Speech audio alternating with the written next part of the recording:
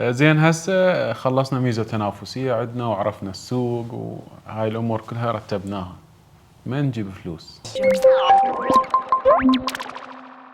شنو مصادر التمويل مالتنا؟ انت سبقتني بهاي الكلمة. هاي كله ببالي يعني. لكي انه احنا هسه دخلنا بالخانة السابعة يمكن الخانة السابعة اللي هي مصادر المالية، اوكي، والحسابية. يعني انت هسه من وين تجيب فلوس؟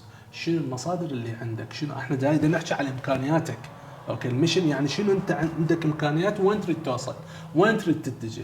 زين انا عندي دين، انا شو وقت لازم اخذ سلفة من البنك، اوكي، انا شو وقت لازم اتداين من والدي، انا شو وقت لازم اعتمد على نفسي، انا شو وقت لازم ابيع بيتي واذبه بالمشروع، شو وقت لازم. هاي كلها هاي الامور اللي انا اجي احكيها والاجوبه اللي اجاوبها على هاي الاسئله. عرفت شلون؟ واحده من الشغلات اللي اغلب اصحاب المشاريع يفشلون بيها انه ما عندهم فكره صحيحه عن الحسابات، ما يعرفون الحسابات بصوره صحيحه. يعني مخلين فد واحد محاسب وجاي يسوي لهم حسابات ونهايه الشهر يجيب لهم الحسابات، بس حساباته انه انت تقدر تقرا هذا التقرير الحسابي، وهذا سبب الفشل مالته. انا اسولف ويا بعض الشباب اقول لهم يابا انه انتم المنتج مالتكم لازم هيك تحسبوها، يحسبوها المنتج يقول لك المصنع كذا سعر، تكلفه الشحن كذا، تخليص كذا، انا وصلت لبغداد المخازن مالتي هالقد بيها، والمكتب والموظفين مالتي كذا اسعاره، وهذا وطلع السعر مالته مثلا $4، والمبلغ اللي انت مخليه على التسويق اللي بالمستقبل راح تدفعها، ليش محاسبها؟ انا كان ذاك اليوم قاعد ويا ولد اللي هو يشتغل بالعقارات بدبي، صديقي، فهم ابا عن جد يشتغلون بالعقارات وامورهم زينه، اوكي. فسالته قلت له انه انا سمعت بوالدك انه طلع تقاعد وما قدر ينجح بالعقارات، بس انت نجحت، شنو السبب؟ تدري شنو الاجابه كانت مالته؟ قالت اني اعرف لغه الحسابات بس ابوي ما كان يعرف لغه الحسابات، فانه هو نجح ابوه خسر. عرفت شلون؟ واحده من الشغلات اللي مدير الناجح لازم يتعلمها هو يعرف شلون يقرا التقرير الحسابي، اوكي، يعرف انه هسه هو بمرحله الانهيار لو جاي يربح. زين مصادر التمويل هسه هاي الحسابات، يعني مدير الحسابات شلون ادير الحساب مالتي، مصادر التمويل اكثر يعني تعطيني مثال عليها. مصادر التمويل، انا هسه مشروع اللي اريد ابنيه بيا فلوس ابنيها، بفلوسي انا جمعتها، انا جاي احكي على امكانياته، فلوس والدي سلفه جاي اخذها من البنك، اوكي، سلفه مشتركه ويا القرايب. هاي المصادر الماليه لازم تكون مكشوفه. ليش؟ لان انت بعد ما انه تحدد المصادر الماليه، اوكي، او التمويل مالتك، وراها تجي تفكر انه في حال انه اذا ما نجح المشروع لاي سبب خاص، شلون راح اعوض المبلغ؟ عرفت شلون؟ يعني الاجوبه اللي انا محضرها لهذا الشيء حتى انا ما افشل، حتى لو خسرت، لكنه هو الارزاق بيد الله. يعني احنا جاي نخطط حتى نسبه الخسائر مالتنا تكون اقل ممكن، اوكي. إذا خسرت شلون؟ إيش قد لازم أشتغل حتى أعوض هاي الخسارة ومجانا؟ لأن لي صارت هذا الشيء. مصادر التمويل شنو بعد بالمشن مالتنا؟ الخانة الثامنة هي خانة أنا كلش أحبها، وهي المسؤولية الاجتماعية. تتذكر بتسلا ايش حكيت؟ اوكي، تسلا سوت سيارة كهربائية، قال أني مروج للبيئة او مساعد للبيئه، فانه انا ليش اصرف طاقه غاز بنزين وهاي الامور، استخدم الكهرباء، فاني قريب للبيئه. وبهذا الشيء صعد القيمه السوقيه للتسلا والناس اتجهت اليه. ليش؟ لان انت هسه مثلا شوف بالعراق انه البنزين مثلا لتره ب 450 دينار او 600 دينار، اوكي، من تسافر لك مثلا دوله اوروبيه شوف انه الموضوع يعني مختلف كلش، يصير 1.5 باوند 2 باوند، اوكي، ومبلغ. زين انت اذا هذا المبلغ تجي تستخدم الطاقه الكهربائيه، اوكي، ويمشيك 700 كيلو، فانه انت هم صرفك اقل، ونفس الوقت انت اذا من الاشخاص اللي مروجين للبيئه مهتم بهاي السالفه. الموضوع المسؤوليه الاجتماعيه ما معناته اوكي انت بنيت لك مشروع وطلبت من الناس يجون يشترون البضاعه مالته، فانه اني باسم زبون دائما اجي اشتري من عندك بضاعه وابوعك انه انت بس جاي تبيع لي، ما جاي تقدم شيء، يصير عندي احساس مو زين. فالمسؤوليه الاجتماعيه نقول له، يقول لك اوكي الفلوس اللي جاي تاخذها من عندي بعد غير ما انه تزيد الجيب مالتك، شو تسوي بيها؟ مثلا يقول لك انا جاي دا ابنيني مستشفى للامراض السرطان، اوكي، انا جاي اساعد الايتام، اوكي. ايش قد عندنا شخصيات بالعراق شخصيات بالعراق اللي اصلا انشهروا عن طريق المسؤوليه الاجتماعيه وانت تدري بهم. اوكي، هشام الذهبي، دار الايتام اللي كانت عنده، بعد مثلا هوايه اللي محافظ عن بيئه، سفراء النظافه مثلا.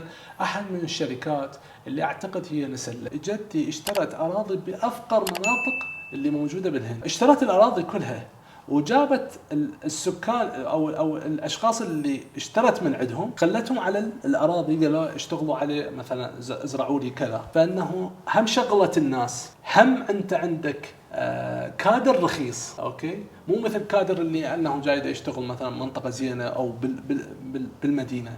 اوكي، وساعد الناس وسوى عليه بروباغندا، يا ترى انا جاي اساعد الناس، فازدادت عندهم المبيعات. زين هنا بالنسبه للمسؤوليه الاجتماعيه، كان واحد يعني اي واحد عنده مشروع يتجنب بانه الناس تقول هذا يريد يستغل هيك شغله عنود مصلحته الشخصيه. شوف، انا بالمسؤوليه الاجتماعيه احنا متربين ببيئه انه من تريد تسوي لك عمل خير يقول لك دير بالك لا تحكي بيها. وحتى مرات يعني الثقافه اللي احنا عايشين بيها مثلا، بس تحكي لك فد حكايه يقول لك لا تبطلوا صدقاتكم بالمن والاذى. خوش انه انت من تريد تسوي لك عمل خير بالمشاريع، فانه انت على كيفك لا تحكي بيها. بالمسؤوليه الاجتماعيه لازم تصيح. ليش؟ اول شيء تصيح لكي انه المشاريع الاخرى هم يتعلمون من عندك. جاي اقدم هاي المعلومات اللي يمكن عبرت حتى 150 الف دولار، المبالغ اللي انا استهلكتها بهاي الدورات، جاي اقدم بعض المعلومات اللي متاكد. يعني انا دخلت لي مثلا فد كورس باحد الدول، اوكي، حتى بس يعلمون المشن، فانا هاي المشن جاي اقدمها مجانا. هاي المسؤوليه الاجتماعيه واصيح بيها، اقول شباب مسؤوليه اجتماعيه. اوكي، ليش؟ لكأنه اريد اثبت نفسي بالماركت. المسؤوليه الاجتماعيه اكو مصطلح هوايه ينطرح، وين وين، يعني انت تربح وانا اربح. عاده وين يحكوها هاي؟ يحكوها بيع والشراء. يقول لك انت تستفاد على الخدمه اللي انا جاي اقدمها وانا مستفاد، انت تربح انا مربح، انت تفوز انا مفوز. وين وين، بس هاي كذبه بالحقيقه.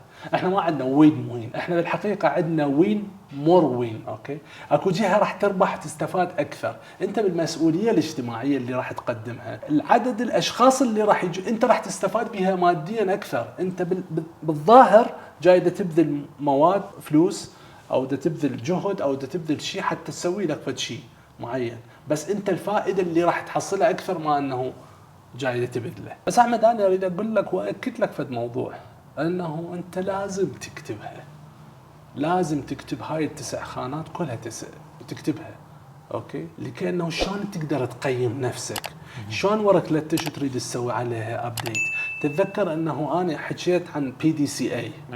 اوكي، قلت انه ادوارد ديمينج حكى عن شيء اسمه بلانينج، او شيء تخطط، بعدين نفذ دوينج، وراها تشيكينج، شوف انه هذا الشيء اللي انت نفذته صحيح لو لا، بالاخير اكتينج، يعني شنو الشغلات اللي انت راح تخليه حتى تصحح الخطا مالته.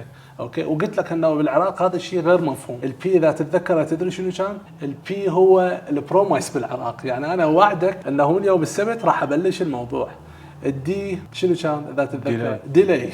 اوكي، السبت اقعد متاخر، فانه اقول يلا على احد ان شاء الله راح ابلش. السي هي شنو كانت اذا تتذكر؟ كانسل. لكي انه الديلي كان يتاخر السبت والاحد والثنين كانت تتكرر الموضوع، فانه بالاخير كنسلها. والاي بالاخير شنو؟ الابولوجايز. اوكي، فانه اعتذر من عندك اني انا وعدتك انه اسوي هذا الشيء. احنا هذا الشيء جاي نحكي عن المشن لازم ينكتب. اوكي، فحسه اريد ابلش باخر خانه، هي الموارد البشريه. اوكي، الموارد البشريه ما معناته انه اذا انا اريد انفذ هذا البزنس، ويا شنو الموارد، ويا منو، ويا ناس. اوكي، بعدين شلون اطور الموضوع. اوكي، المشروع اللي انا جاي دا اسسه ايش قد يحتاج لاشخاص متخصصين. هذا الطريق اللي انا متوجهه الى اربيل، ويا ناس راح اروح، ويا ناس راح اخطي. اوكي، أليكس فيرغسون عنده مقوله يقول لك اللعبه الكبيره يحتاج لك ناس كبار. اوكي، يحتاج لك، يعني ما يقصد لك انه كبار بالعمر، كبار بانه يستوعبون هاي اللعبه اللي انت تريد تبلش بيها. فانت الموارد البشريه هي كلش مهم، اجزاء مهمه انه لازم تركز عليهم كلش هوايه وتاسس. وارجع واقول اذا انت تريد تبلش البزنس مالتك بدون ما تخطط فانه انت جاي تضحك على نفسك صدقني. وهذا التخطيط انت لازم، او قبل التخطيط ان انت لازم عندك الامكانيه مالتك، تحدد الامكانيه، تحكي عن الميشن مالتك بصوره كامله. بعدين راح تقول وين اريد حسب هذا الميشن. اريد اني مثلا اخذ سوق العراق، ابدي بسوق الامارات، اوكي، على حساب الميشن الامكانيات اللي انت عندك. زين هسه احنا كملنا لان التسع نقاط خلي نعيدهن نلخصهن عنود المتابع همه يكتبهن يمه ويركز عليهم بالنشر. اول عن الزبون مالتي، ثاني شيء احكي عن الخدمه او المنتج مالتي، ثالث شيء احكي عن السوق مالتي، رابع شيء احكي عن التكنولوجي اللي جاي دا اعرض بالمنتج او الخدمه مالتي، خامس شيء احكي الفاليو او القيم مالتي والخطوط الحمراء، سادس شيء احكي عن الموارد التمويل، اوكي، الماليه او التمويل، مصادر التمويل. سابع شيء احكي عن الميزه التنافسيه مالتي، وراها احكي عن المصادر الماليه او التمويل مالتي، وراها الثامن احكي عن المسؤوليه الاجتماعيه مالتي، وبالاخير احكي الموارد البشريه. اذا اني احكيهم وارجع واقول لازم اكتبها. شلون اقدر اقيم نفسي؟ شلون يعني بدون ما انه تكتب هاي التسع خطوات؟ انا اقول تاسس اي مشروع هي انت جاي تضحك على نفسك، لكنه هو مو موضوع انه انا بس اسست مشروع وخلاص. هذا هو ابلش مشروع واستمر بسنين مختلفه. راح اقول لك فشغله احمد، اكثر من 95% اوكي المشاريع اللي تؤسس بالعالم، أكثر من 95% المشاريع اللي تؤسس بالعالم ما يشوفون العيد ميلاد السنة الخامسة مالتهم. يفشلون. أوكي، يعني قبل السنة الخامسة هم فاشلين، هم أصلا منتهين. ليش؟ لأن واحدة من الأسباب أنهم كاتبين هذا الشيء. ميشن كلش مهمة. أنت ورا ما تخلص الميشن عود هسه تقول وين أريد، شنو الفيجن مالتي، وانا شلون اوصل، الرؤية، شلون اقدر عافيه الرؤيه مالتي، شلون اقدر اخذ السوق العراقي. عاشت لك دكتور وكانت معلومات جدا